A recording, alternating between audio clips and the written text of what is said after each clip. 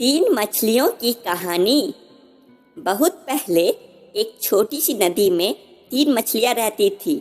प्रत्येक मछली अलग अलग रंग की थी, एक लाल, एक नीली और एक पीली। फिर भी ये तीनों मछलियां एक दूसरे के साथ मिलजुल कर रहती थी। एक दिन नीली मछली किनारे के पास तैर रही थी और उसने मछुआरे की बातें सुनी। एक मछुआरे दूसरे मछुआरे से कह रहा था, भाई, अब यह नदी से मछली पकड़ने का समय आ गया है। नदी की मछलियाँ यहाँ बहुत भोजन के लिए तैरती है। चलो कल ही यहाँ मछली पकड़ते हैं। यह बात सुन चिंतित नीली मछली अपने अन्य दो दोस्तों के पास जल्दी से तैर कर गई। उनके पास पहुंचकर उसने उन्हें कहा, सुनो सुनो बहनों, मैं अभी अभी मछुआरों को बात करते हुए सुनी हूँ। वे कल इस नदी में मछली पकड़ने की योजना बना रहे हैं। हमें कल के लिए नदी के दूसरे सुरक्षित किनारे पर चले जाना चाहिए।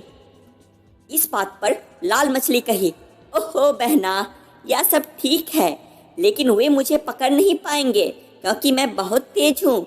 इसके अलावा नदी के दूसरे किनारे कुछ नहीं है खाने को। वहाँ पर खाना ढूंढने के लिए हमें बहुत परिश्रम करना पड़ेगा।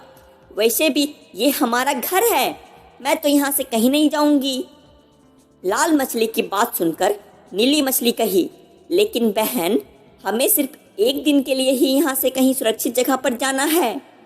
अब नीली मछली की बातें सुनकर पीली मछली कही, बहन, मैं नीली मछली से सहमत हूँ। माना कि यह हमारा घर है, लेकिन इस वक्त हमें सुरक्षित रहने की जरूरत है।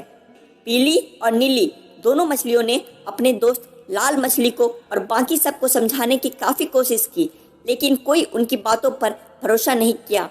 तब अकेले पीली और नीली मछली नदी के दूसरे किनारे तैरकर चली गई। फिर अगली सुबह मछुआरों ने अपना जाल डाला और जितना हो सके उतनी मछलियां पकड़ ली।